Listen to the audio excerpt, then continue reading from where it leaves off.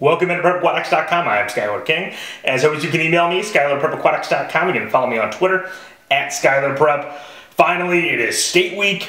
Recording this on Tuesday evening, and I've got all my predictions and whatnot posted up there for everyone to consume. And there's so many, I think, storylines as we get into this state meet. And it's not, to me, it's very little about who's going to win these trophies.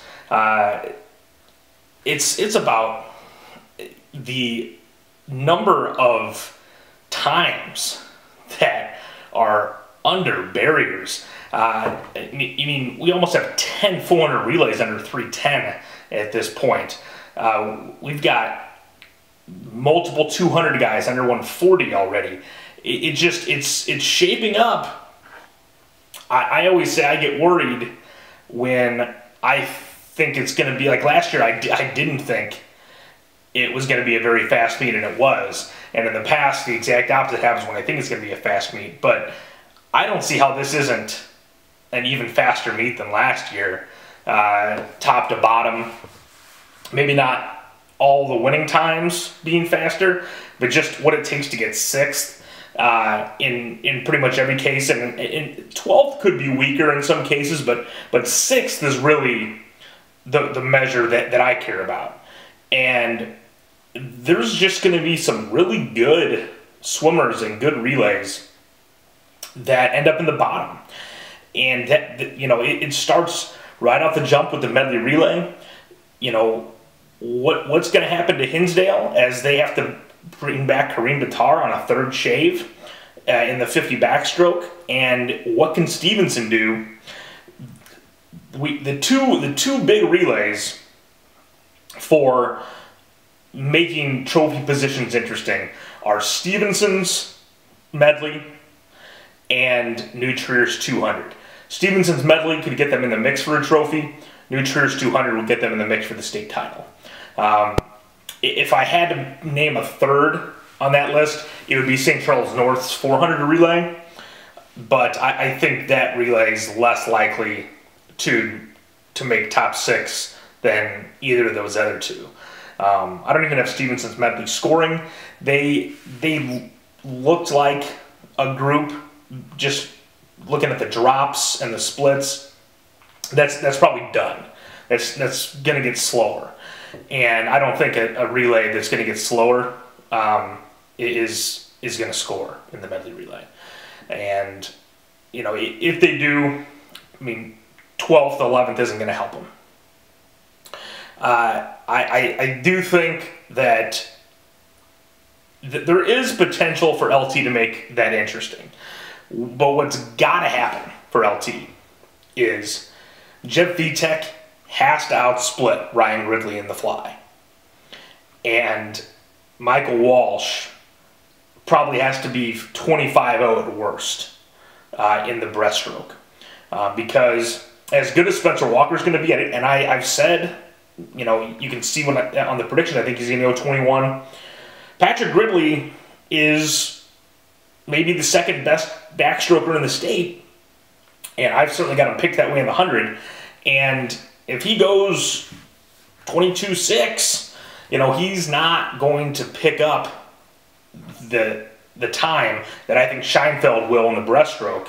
Again, unless Walsh goes 25-0 or better. And again, and I said in the prediction is if Walsh does that, then VTech doesn't necessarily have to beat Ryan Gridley in the fly. But then there's a huge burden on Thorell on the end, who's obviously a first-time competitor for LT at the state meet. And so I think it's got to come from that middle 100. These two upperclassmen who've been there before and were on the relay last year that set a state record. And, you know, it should take a 129 to win this relay. If not, then New Trier certainly fell flat. You know, being there already 30 mid. at sectionals. So, I mean, the only interesting thing from the Nature perspective, and when you look at their individual swims, you have to believe they have more to drop, is, and this isn't just them, but a lot of teams. The teams that suit for sectionals, and there's quite a few of them. I was impressed how few people were suited at Mattia.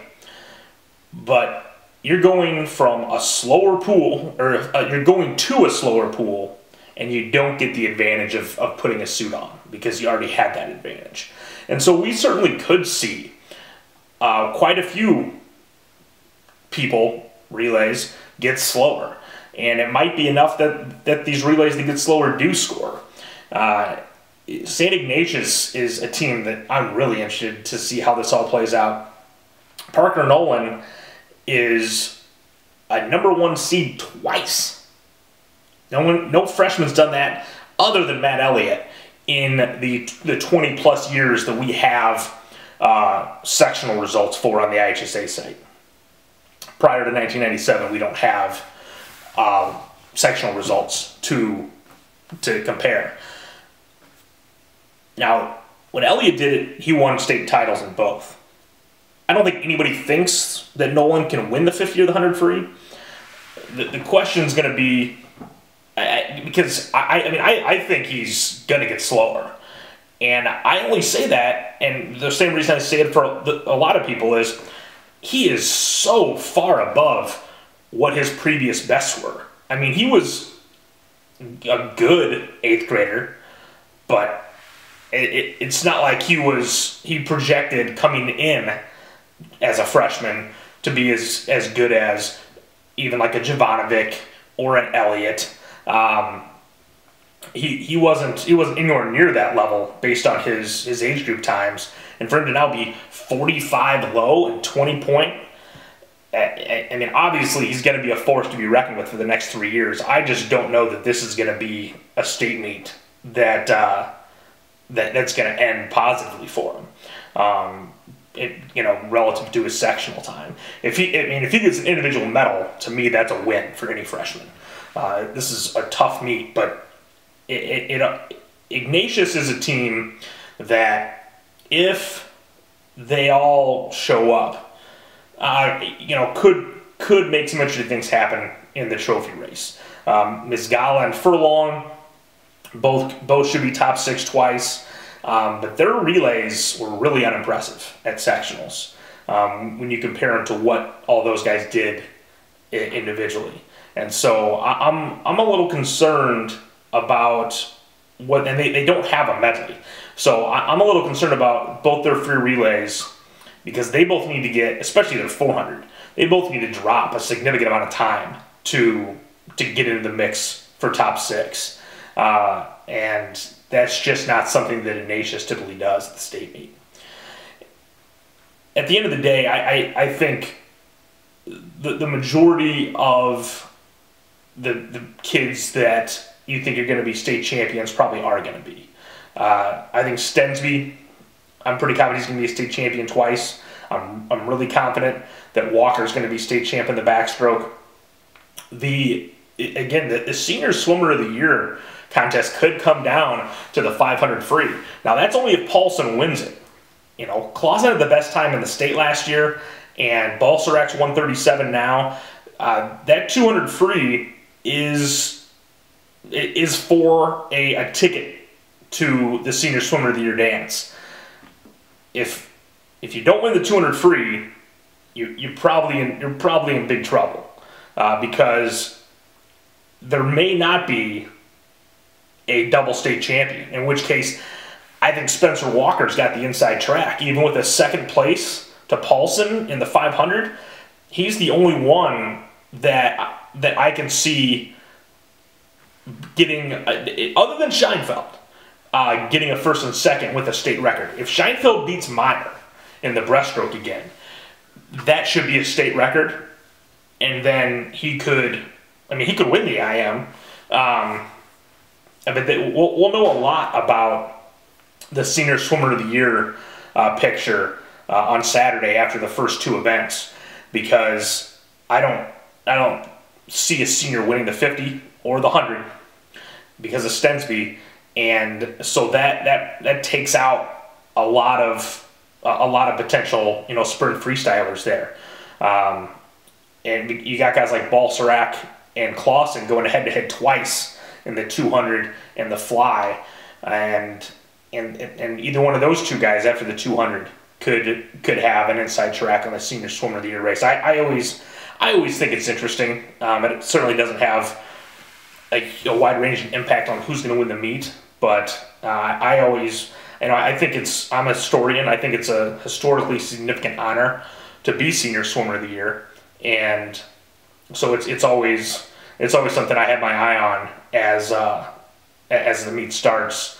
I would say that Paulson is the most likely to win 2 events because he's the defending champion in the 200 free. He knows how to get it done on Saturday. We saw it last year, when he wasn't the best on Friday, and then he's a clear favorite to win the 500, just based on the fact that he's 3 seconds better than everyone else at last year's state meet. But that's when it comes down to the guy that's to me the most dangerous threat to him in the 500 is Spencer Walker. And I think if Spencer Walker wins the 500, it's over. Spencer Walker is going to be senior swimmer of the year because I just don't see, like I said, any of these guys breaking state records except for Scheinfeld. But Scheinfeld could break the state record and lose to Meyer in the breaststroke. And so he's got a taller task in front of him, even in the event that he could break a state record in. Ultimately, and I said this, I think the whole state team championship comes down to, well, at least the whether or not it's going to be interesting comes down to New Trier's 200 free relay. I don't think Hinsdale's going to have the individual points necessary to make things interesting with LT the way they did last year. New Trier is going to have the individual points. The question is New Trier going to get the step-up performances they need from the 3 guys that are not named Ryan Gridley that have never swum at the state meet before? Those are the 3 guys, and obviously Pierce Bailey has had an unbelievable season. I don't even know where he came from the beginning of the year when he wasn't even breaking 22 relay split to go in 21 ones in season and now 20.7 at sectionals. If those 3 guys show up in a big way and New Trier sneaks into the top of the 200 relay, which I think was made easier by the fact that Jared Simpson isn't on Wabanzi's 200 relay. This is a relay that, if they didn't get called for a questionable disqualification last year, would have been 2nd place in state in the 200 relay at New Trier last year. And now I don't know if this is Wabanzi thinking they're making a play to get a trophy. I just don't see that being in the cards for them. But I think both their free relays are going to struggle to make top 6 because I don't look at their 400 the same way I looked at their 200, and the 400 is also I think a much tougher relay. I think there's more good 400 relays than 200 relays, and so that's a dice roll. But certainly if it pays off for Wabanzi, they've got Desh Pandy.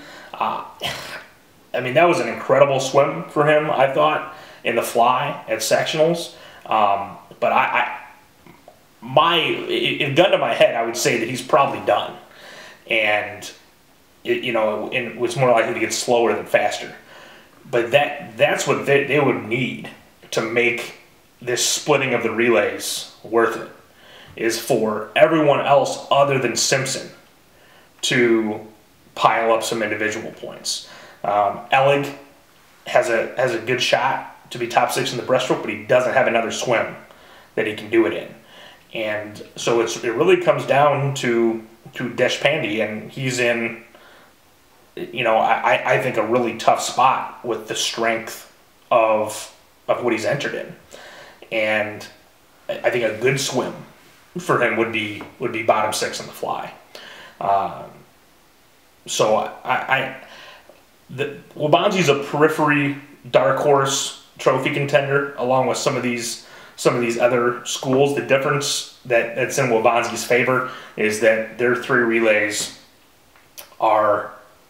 they have a better chance of putting 3 relays in the bigs than really anybody else that's outside of the 3 teams that I think are going to win trophies, being obviously LT, New and Hinsdale.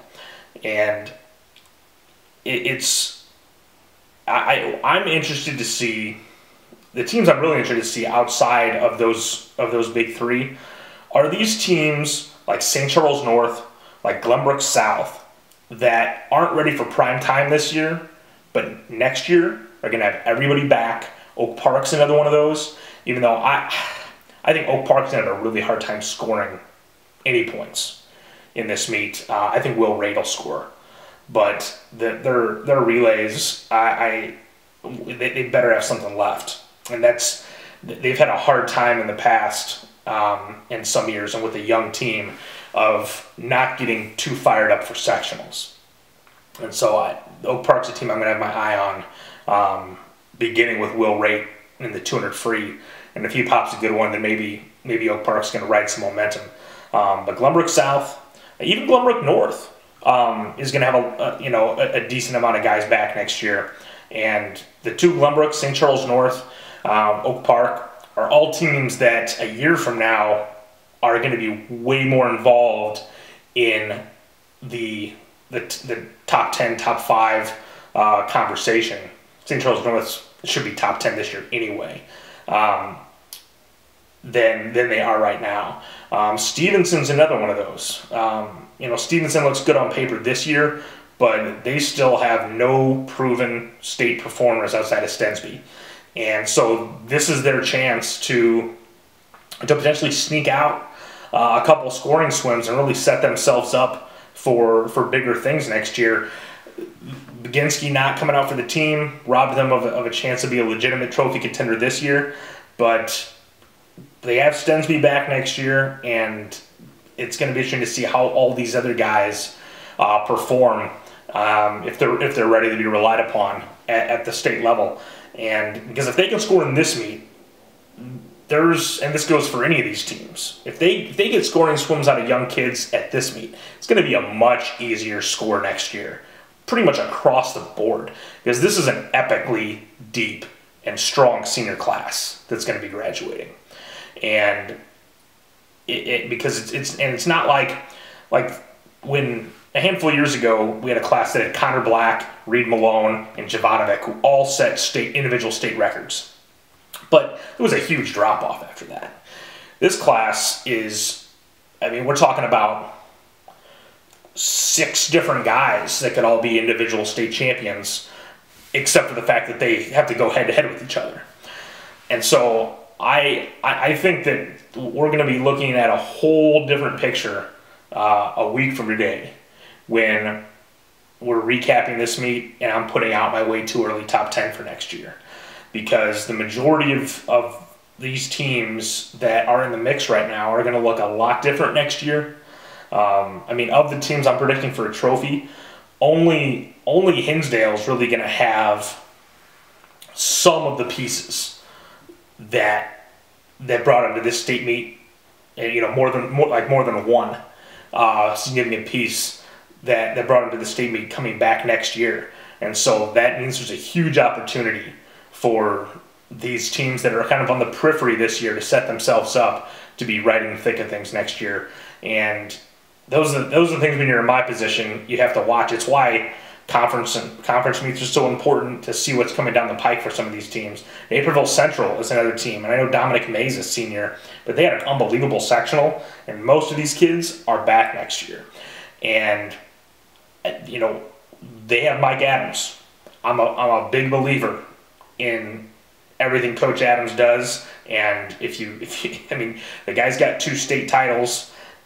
There's not many other people out there that were able to win state championships during the run that he did, he had to fight off a Mac Reavers Lake Forest team one year, and then he was the only guy to win a state title and break up what would have been like 5 in a row for New Trier. And so I think that that all these teams are ones to watch this weekend, because next year they're going to be even better and thinking about a trophy. And so I'm looking forward to a lot of matchups this weekend and watching a lot of teams. I'm always looking forward to the 500 free, but we're going to have huge showdowns all across the board. Right in the beginning of the day, we're going to see if potentially it takes 138 to get in the top 6 to 200 free. And if that happens, then I think we're going to be just set up for an incredible weekend of fast swimming. I'll be on the call beginning with diving, 9 a.m. on Friday. I've got a New Trier alum doing the broadcast with me this year, since my St. Charles alum is now on the Hinsdale coaching staff. CJ Smith of New Trier and Minnesota fame is going to be my color guy this weekend. And so there'll be that much more for everyone else to dislike, because there'll be a Hinsdale and New Trier grad on the broadcast team this year. Next week, we'll be back. Will it be an LT three-peat? I think it will be, and we'll see if anybody can stop them. As always, you can email me, skylarprepaquatics.com. You can follow me on Twitter, @SkylarPrep. Next week, we'll be recapping the state championships here at prepaquatics.com.